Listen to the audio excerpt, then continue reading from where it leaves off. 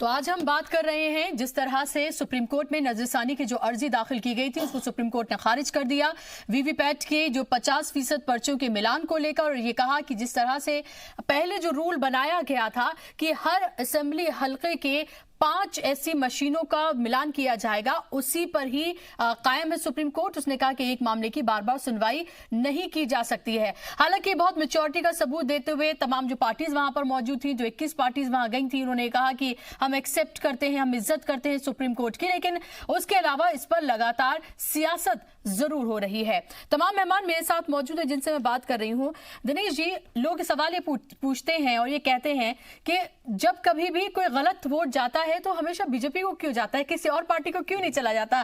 कई तरह के वीडियोस इस तरह के सामने आए जहां पर लोग सामने आए, उन्होंने ये कहा कि भाई हम बटन दबा रहे हैं, बटन हमने दबाया हाथी को या दबाया साइकिल को या पंजे को, जिसको भी इन्होंने दबाया, लेकिन निकल वो रहा है फूल पर। तो इस तरह की शिकायतें भी आती हैं, तो ऐसे में लोगों का यकीन भी फिर डगमगाता है और इसलिए सवाल भी फिर उठते हैं। बुसरा जी, ये लोग वो लोग करते हैं, वो पार्टियों के कार्यकर्ता होते हैं। लेकिन कल अमेठी में एक महिला ने, आपने भी हो सकता अपने टीवी पे दिखाया हो, एक महिला ने कहा कि हम वोट देने गए और हम कमल के फूल को बटन दबाना चाहते थे, लेकिन वहां के पीठासीन अधिकारी ने हमारा हाथ जबरदस्ती हाथ के पंजे पे लगाया। उसका वीडियो है। जो व्यक्ति खुद कह रहा है वो आप उस पर यकीन करेंगे कि आप नेताओं पर, जो लोग चुनाव हारते हो, कुछ ना कुछ दोष करेंगे। और दूसरी चीज, मैं बुसरा जी, मैं आपके सवाल पे आ रहा हूँ, मैं आपको कह रहा हूँ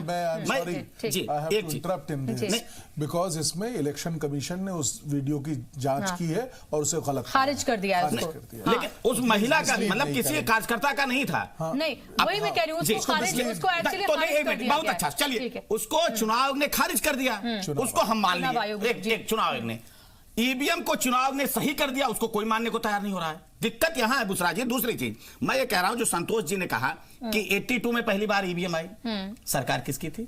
ठीक है, रुक जाइए। उसके बाद 2004, उसके बाद फिर जब 50% विधानसभा में यूज किया गया तो सरकार किसकी थी? कांग्रेस पार्टी की। जब चुनाव भारतीय जनता पार्टी ईवीएम प्रयोग हुए लोकसभा के चुनाव में, भारतीय जनता पार्टी चुनाव हार गई, सरकार किसकी थी? कांग्रेस पार्टी। अगर आपको बैन करना था, आपको मतलब विश्वास नहीं था, तो आपने उसको आगे कंटिन्यू क्यों किया? और संतोष जी ने भी सवाल किया कि आपके हक में आ रहा है तो सारी चीजें ठीक है। आपने कहा कि गोरखपुर, कैराना और फूलपुर जब आप जीते तो ईवीएम ठीक हो गई। राजस्थान, मध्य प्रदेश और छत्तीसगढ़ आप जीते। आपने सवाल नहीं, आप जाते चुनौती आपको देता हूं। पहले सुन लीजिए, मेरी बात सुनिए, पहले दिया सब मिले जाके, तभी उसी पे मेरी बात सुनिए। मैं कहना क्या चाहता हूं, यही तो दिक्कत है, कान देखते नहीं, कौवा पीछे दौड़ लेते।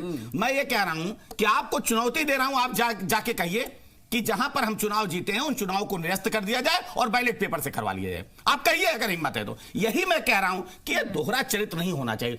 मैं यही कह रहा हूं, कांग्रेस पार्टी की जो नीति रही है वो अपने आप को सारी संवैधानिक संस्थाओं से ऊपर मानती है। तो ये उनकी दिक्कत है। आप सरकार में, एक मिनट रुक जाइए। सीबीआई से लेकर के एक बार आपके बीच में बोला, लेकर के आप तो नहीं, आप जो कह रहे हैं आप तो नहीं था। मैं एक बार आपके बीच में बोला, बता दीजिए अगर बोला हूं तो। समस्या यही, मैं ये कह रहा हूं कि उनको आदत है, वो समझते थे कि जो परिवार है ना वो सबसे ऊपर है, वो सर्वोच्च न्यायालय से भी ऊपर है, इसीलिए वो जजों के खिलाफ भी किस तरह से इम्पीचमेंट मोशन लाने की बात करते हैं। तो जिनका स्तर ये हो उन पर कुछ कहना फिर ठीक नहीं। और कांग्रेस पार्टी को संस्थाओं पर नहीं, उनको तो अपने आप पर विश्वास नहीं है। जजेस तो आपकी हुकूमत में सामने आए थे और आके उन्होंने सवाल उठाए थे। कैसे सामने आए थे? अब उसके नेपथ्य में मत जाइए। कौन इम्पीचमेंट मोशन लाने जा रहा तो उसके नेपथ्य में मत जाइए। मैं इसीलिए कह रहा हूँ, भारतीय जनता पार्टी ने कभी भी सवाल नहीं उठाया, कभी भी सवाल नहीं उठाया। एक जैसा ही हाल है, नहीं कहीं नहीं एक जैसा सवाल है। हमने कहीं एक जैसा सवाल नहीं है,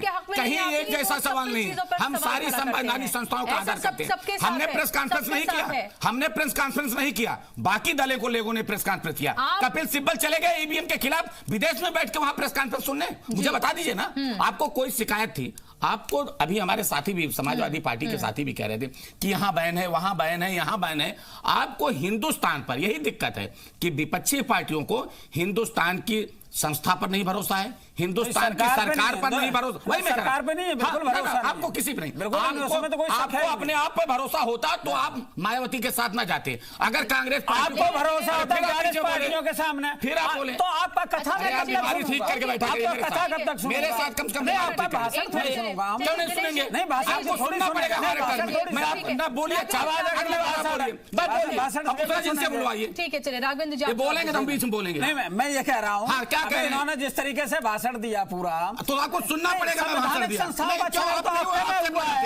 आपके मंत्री नहीं मानते, नहीं, एकदम नहीं करते, नहीं बोला दिया तो बीच में बोला ना, तय कर लीजिए। आपको नहीं बोले, बोलेंगे नहीं, हाथ खोलिए, बिल्कुल नहीं बोलना, करिए चर्चा करिए, मैं बोलता हूँ। आपसे योगी जी को भरोसा नहीं है, हमको है भरोसा, जनता को भरोसा नहीं है, उत्तर प्रदेश की जनता को भरोसा है, बिल्कुल नहीं भरोसा है। बहुमत की सरकार बनाई है, जब सरकार सीटें पाए, सुप्रीम कोर्ट में सीट पाए, जब राम मंदिर पे तारीख आगे बढ़ा देते आप ही लोग गाली दे रहे हैं, बहन जी मंच सबरीमाला पे आप लोग गाली देते हैं, जूता निकाल कर ऊपर जाना पड़ता है। सीबीआई आपने देखा ना, स्तर देखिए, आपके लोग जूता बजाते हैं, स्तर देखिए, अरे आपका स्तर देखो, आपका सांसद केवल जूता बजाता है। उत्तर प्रदेश की जनता नहीं, आपका स्तर अच्छा है ना, उत्तर प्रदेश की जनता उसको देख रही है, सांसद उत्तर प्रदेश की जनता देख रही है, उत्तर प्रदेश की जनता देख रही है। क्या दिखा रहे हैं आप? विधानसभा में आपने दिया, ये सही बता रहे हैं, परिणाम दिया, सही कहा, कितनी सीट पे आप लड़ रहे हैं? अजीब बात है ये। दूसरा जी जब बीच में बोलेंगे बोलूंगा, मैंने कहा था तय कर लें, तय कर लीजिए।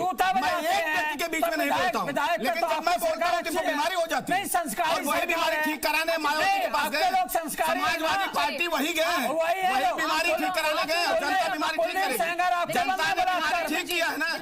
जनता बलात्कार में आपके गायत्री प्रसाद प्रजापति कहाँ थे, कहाँ थे, आप वही है ना, कहाँ था वो बलात्कारी, बता दीजिए ना, किसके मंत्रिमंडल में था, किसके मंत्रिमंडल में था, तिरंगा झंडा लेकर गायत्री प्रसाद प्रजापति बताओ ना, आपके लोग मंडल में था, बलात्कारियों को छुड़ाने के लिए जम्मू कश्मीर में बताओ ना, आपकी हिम्मत है तो तिरंगा हिम्मत आप कह रहे हैं, आप तिरंगा झंडे की बात करते हैं, भारत माता की जय बोलने में शर्म आती है, आप तिरंगा झंडा की बात करते हैं, ये आपका चरित्र है। आप लोग देश देख रहा है और उत्तर प्रदेश की जनता भी देख रही है। 5 चरणों में आपको परिणाम बताया, आगे भी बताएगी। बाबा जी ने कुछ किया तो है नहीं, जो बीमारी राघवेंद्र जी,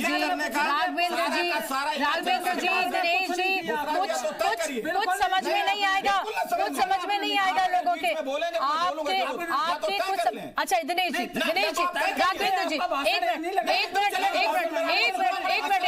एक मिनट, दोनों आप दोनों लोग खामोश, आप दोनों लोग खामोश हो जाइए, आप दोनों लोग खामोश हो जाइए। Raghavendra ji, Dinesh ji, Raghavendra ji, please for God sake, please आपके क्या नजर दे रहे हैं? आप लोगों को क्या उनको नजर आता होगा? दो इतनी बड़ी पार्टी के लीडर क्या वो देख रहे हैं? आप देखिए, आपने जितनी देर बोला एक लफ्ज किसी के समझ में नहीं आया, उसकी तो मेरे नहीं आया कि आपने क्या बोला। चलिए ठीक है, ओके,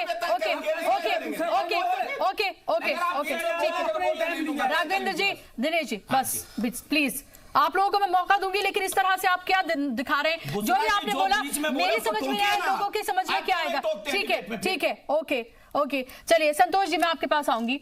लगातार हम ये देख रहे हैं कि जितनी भी हमारी कॉन्स्टिट्यूशनल हमारी जितनी भी बॉडीज हैं उनको लेकर भी सवाल खड़े किए जा रहे हैं। ये कहा जा रहा है कि चाहे इलेक्शन कमीशन को लेकर, क्योंकि 6 बार अब ये हुआ कि जब अलग अलग वजह से शिकायत की गई तो वजीर आजम को लेकर या अमित शाह को लेकर किसी भी तरह का कोई एक्शन नहीं लिया गया है इलेक्शन कमीशन को लेकर की तरफ से। तो अब ये शिकायत की गई है तमाम पार्टीज की तरफ से, खासतौर पर कांग्रेस की तरफ से, कि अब इलेक्शन कमीशन को ये कटघरे में लाके खड़ा कर दिया है। क्या आपको लगता है कि एक तरह का एक नैरेटिव बना दिया गया है कि आपके हक में फैसला आए तो ठीक है, आपके हक में फैसला ना आए तो आप उसी बॉडी को लाकर खड़ा कर देते हैं और उस पर सियासत करने लगते हैं? देखिए बुसरा जी, चुनाव आयोग एक संवैधानिक संस्था है, चुनाव कराने की जिम्मेदारी है और इस प्रक्रिया में किसी तरह का हस्तक्षेप चुनाव आयोग की कार्यप्रणाली में कोई नहीं कर सकता। एक दौर ऐसा आया कि जब ये कहा गया कि सिर्फ एक ही चुनाव आयुक्त हुआ करते थे, वो तानाशाही चलाते, जब टीएन सेशन के बाद का दौर आया तो उस समय जो सरकार थी उन्होंने ये कहा कि नहीं 2 और चुनाव आयुक्त की नियुक्ति करेंगे, तो ये 2 चुनाव आयुक्त हो गए और एक मुख्य चुनाव आयुक्त हो गए और बहुमत के आधार पर जब भी कोई विवाद की स्थिति आए तो फैसला हुआ करता था, वो एक कार्यप्रणाली बन गई थी। अब यहाँ पे देखिए कि आप चुनाव आयोग की कार्यप्रणाली पे सवाल उठा रहे हैं। आप ये कह रहे हैं कि हम चुनाव आयोग से संतुष्ट नहीं है, तो फिर किस पे भरोसा है? क्योंकि चुनाव कराने के लिए सुप्रीम कोर्ट नहीं उतरेगा, चुनाव कराने के लिए कोई और संवैधानिक संस्था नहीं उतरेगी।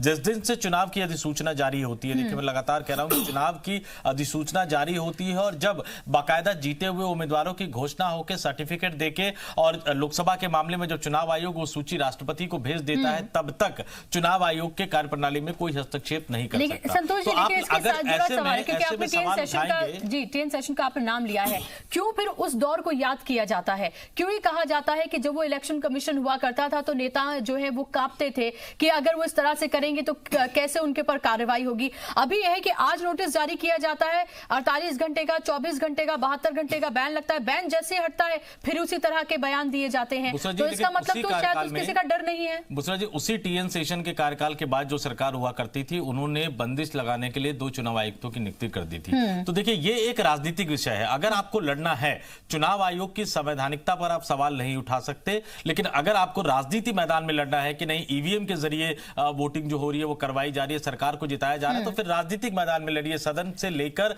सड़क तक लड़िए। और इस देश में हमेशा ये देखा गया है कि सरकार चाहे जितनी बहुमत की रही हो, अगर तमाम विरोधी दल एकजुट होकर सड़क पर उतरते हैं, सड़क से लेकर संसद तक अगर लड़ाई लड़ते हैं, तो निश्चित तौर पर वो बात कहीं ना कहीं सरकार को और तमाम संस्थाओं को सुननी पड़ती है। लेकिन आप मौसमी राग नहीं गा सकते कि आप चुनाव के समय राग गाए, चुनाव खत्म हो जाए तो चुप होकर घर बैठ जाए। ऐसे तो कम से कम नहीं चल सकता। एक बात मैं कहना चाहूंगा, यहाँ बहुत कंटिन्यूएशन है जो अभी मेरे कुलीग कह रहे थे। मेरा मानना ये है, और कानून का, संविधान का, हमारा जो आइन है उसकी ये देन है कि सेपरेशन ऑफ पावर है हमारा। हमारे यहाँ पे ये सिस्टम बना हुआ है कि इलेक्शन कमीशन को पावर्स दी गई हैं। उसने ये पूरा, आप देखिए कितना लंबा प्रोसेस है, 1.5-2 महीने का प्रोसेस, और कितना एक्सटेंसिव, पूरे विश्व की सबसे बड़ी हम डेमोक्रेसी हैं, वहां पे इतने बड़े एक त्योहार हम लोग कहते हैं इसको, इस फेस्टिवल को ऑर्गेनाइज कराना, तो उसमें बिल्कुल सही बात है कि ये सही समय नहीं है ये वाला। लेकिन एक और बहुत अहम पहलू है यहां पे। अगर हम ये देखें कि डेमोक्रेसी हमारे इस जो सिस्टम है उसका सबसे की चीज है, सबसे इंपॉर्टेंट एस्पेक्ट है। अगर किसी पक्ष को कोई उसमें खामियां दिख रही हैं तो ये ड्यूटी है उस पावर की, यानी कि इलेक्शन कमीशन की, कि उसको वो सेटिस्फाई करे कि ये कहीं पे भी कोई धांधली या किसी भी प्रकार से मशीनों में कोई कमियां नहीं है।